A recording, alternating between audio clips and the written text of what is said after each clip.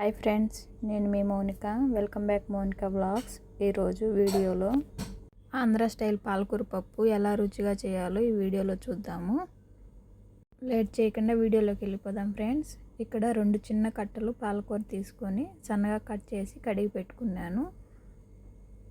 ఆకుకూరలో ఇసుక ఎక్కువగా ఉంటుంది కాబట్టి కొంచెం ఎక్కువ సార్లు కడిగి పక్కన పెట్టుకున్నాము. ఇక్కడ 1 కప్పు కందిపప్పు తీసుకొని 10 నుంచి 15 వరకు పచ్చిమిరపకాయలు తీసుకున్నా. అలాగే టమోటాలు కూడా 3 తీసుకున్నాము. ఇక్కడ ఈ పప్పుని నేను కుక్కర్లో చేస్తున్నాను. 1 కప్పు కందిపప్పుని తీసుకొని బాగా కడుక్కున్నాము. ఇలా 2 సార్లు బాగా కడిగి పక్కన పెట్టుకున్నాము.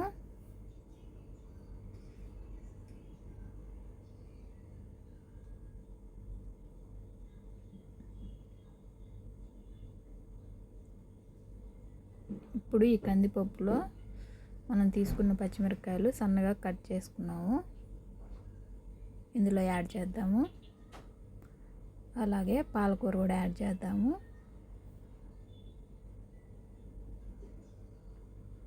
ఇప్పుడు టమాటాలను కూడా బాగా యాడ్ చేద్దాము. టమాటాలు వేసిన తర్వాత కొద్దిగా ఆనియన్ కూడా వేసుకున్నాము. ఇప్పుడు ఇందులోనే ఒక చిన్న నిమ్మకాయ సైజ్ అంతా చింతపండు కూడా తీసుకున్నాము. ఆల్రెడీ మనము టమాటాలు వేసినాం కాబట్టి కొద్దిగా చూసి తీసుకోండి. ఇందులోనే పసుపు కూడా యాడ్ చేద్దాము. అలాగే చిన్న 1/2 టీ స్పూన్ ధనియాల పొడి, కొద్దిగా కారం కూడా వేద్దాము. ఇప్పుడు ఒక 2 గ్లాసులు వాటర్ యాడ్ చేద్దాము. వాటరు ఎక్కువ యాడ్ చేయాల్సిన అవసరం లేదు, మునిగేంత వరకు ఉంటే సరిపోతుంది. ఇప్పుడు మూత పెట్టుకొని ఒక 4 విజిల్లు వచ్చినంత వరకు పప్పును ఉడికించుకున్నాము.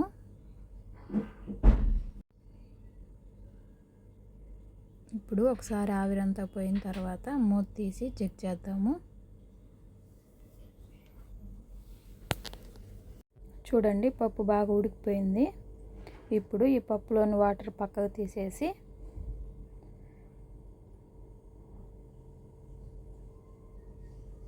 ఇందులో రుచికి సరిపడ ఉప్పు వేసుకొని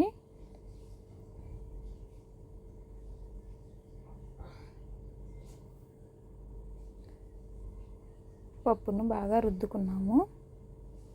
బాగా మెత్తగా మ్యాష్ చేసేసుకున్నాము. మ్యాష్ చేసేసుకొని పక్కన పెట్టుకున్నాము. ఇప్పుడు పప్పుకు పోపు సిద్ధం చేసుకున్నాము. ఇప్పుడు స్టవ్ ఆన్ చేసుకొని ఒక దబర పెట్టుకొని అందులో కొద్దిగా ఆయిల్ వేసుకొని ఆయిల్ వేడయ్యాక 1 స్పూన్ ఆవాలు, అలాగే 2 ఎండుమిరపకాయలు, 4-5 వెల్లుల్లి రెబ్బలు, ఒక మీడియం సైజ్ ఆనియన్, అలాగే కరివేపాకు కూడా యాడ్ చేసుకొని బాగా వేయించుకున్నాము. ఇలా కలుపుకుంటూ ఆనియన్ని బాగా వేయించుకున్నాము. మరి అంత ఎక్కువగా ఆనియన్స్ ఏమి వేగాల్సిన అవసరం లేదు. లైట్ బ్రౌన్ కలర్ వచ్చేంత వరకు సరిపోతుంది. ఇప్పుడు మనం రుద్ది పక్కన పెట్టుకునే పప్పును కూడా ఇందులో యాడ్ చేద్దాము.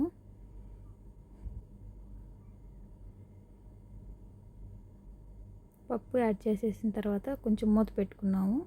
స్మెల్ అనేది బయటికి పోకుండా పప్పు రుచికరంగా ఉంటుంది. పప్పు అంతా యాడ్ చేసిన తర్వాత ఒకసారి మిక్స్ చేసేసుకొని ఒక 2 మినిట్స్ ఉడకనిద్దాము. ఫైనల్గా మూత తీసి కొత్తిమీర వేసేసుకున్నాము. చూడండి, టేస్టీగా ఉండే పాలకూర పప్పు తొందరగా రెడీ అయిపోయింది. మీరు కూడా ఒకసారి ట్రై చేసి కామెంట్ చేయండి. Thank you for watching.